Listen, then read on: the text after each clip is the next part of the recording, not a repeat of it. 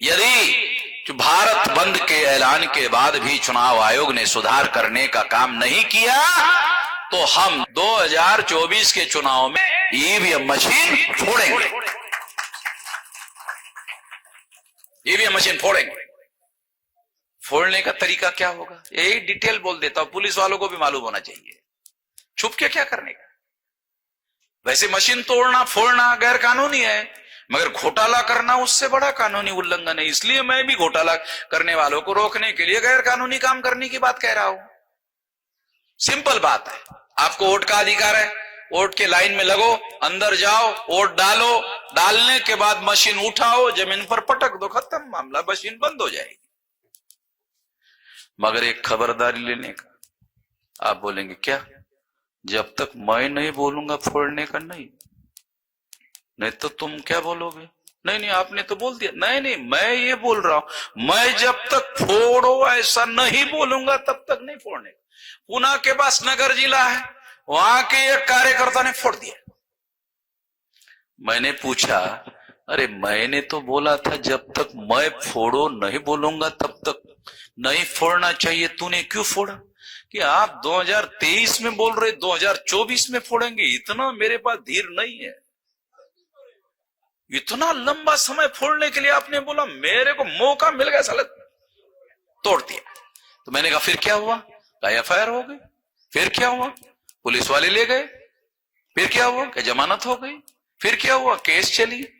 फिर क्या हुआ? जज ने पूछा क्यों फोड़ा, तो क्या जवाब दिया? वामन मेश्राम ने ऐसा कहा। अरे मेरा नाम भी ले लिया, आपका भी नाम भी ले लिया, आप ही का तो नाम है और बाकी क्या है। तो और कहा कि क्या, किस आधार पर आपने ऐसा कहा? तो बोले ये जो आपकी कॉपी है ये मैंने जज साहब को दिखाया। मैंने कहा ये कॉपी भी तेरे पास थी? हाँ। अंग्रेजी आती है? कह बिल्कुल। मराठी नहीं आती सर, अंग्रेजी कहां से आएगी? तो फिर कैसे लेके गया? कहा कि मैंने कहा, वकील ने कहा कि यही बचाव करेगा और कुछ नहीं है। तो जज ने कहा ये अंग्रेजी में है? हाँ अंग्रेजी में। पढ़ना आता है? क्या नहीं मुझे तो नहीं आता। ले आओ मेरे पास। जज साहब के पास ये कॉपी दिया। जज ने देखा तो सुप्रीम कोर्ट ऑर्डर है। अच्छा सुप्रीम कोर्ट ने लिखा? हाँ सुप्रीम कोर्ट ने लिखा। वो वामन मेश्राम यही बोल रहा है। ओके तुम जाओ, निर्दोष छोड़ दिया जाता है। तो उस आदमी ने जिसने ईवीएम फोड़ा, नगर के जज ने उसको निर्दोष छोड़ दिया।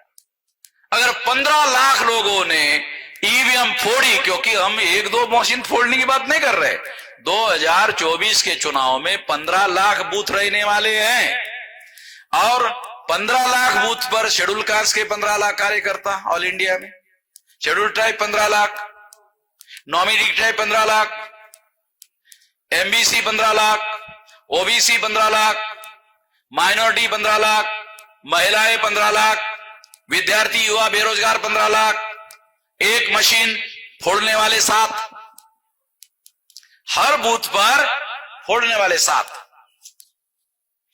जाने का और फोड़ने का तो एक मशीन रहती है एडिशनल, लगा सकते हैं, दूसरी भी मशीन फूट जाएगी और सारा मामला जो है बंद पड़ जाएगा।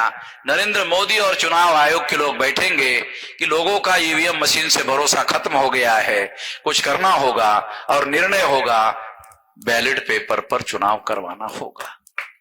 इस तरह से बैलेट आएगा और जब बैलेट आएगा तो जानते हो क्या होगा? तुम लोगों की सरकार बन जाएगी। बैलेट से ही तुम्हारी सरकार बन सकती है, ईवीएम मशीन से तो मामला खत्म हो गया।